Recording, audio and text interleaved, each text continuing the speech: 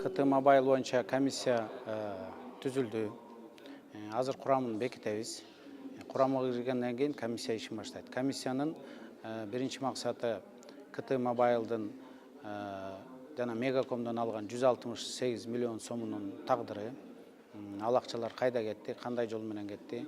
Эмнеге КТ Мобайл өзүнүн мамлекеттен алган жанагы частотасын Мегакомго 350 миллион сомго чогуу пайдаланабыз деп берген. Эмне негизинде мындан тышкары эмнеге бир мамлекеттик компания өзү туула элек жатып, өзүнүн каражатында бир тыйын акчасы жок, өзү араң иштеп келаткан Мегаком компаниясынын үстүнө отуруп, анын үстүнө баягындай баса отуруп эле аны чөктүрүүгө аракет кылганын себебин иликтешибиз керек. Бул жерде бир эле айлык маселеси эмес, жанагы айлык жөнүндө ажиотаж болуп атпайбы? Айлык эмес, андан да тереңирээк издеш керек. Эмне себептен түзүлгөн, эмне себептен ал келишим келип чыккан, кандай максаттар көздөгөн, кимдин кандай кызыкчылыгы бар эле.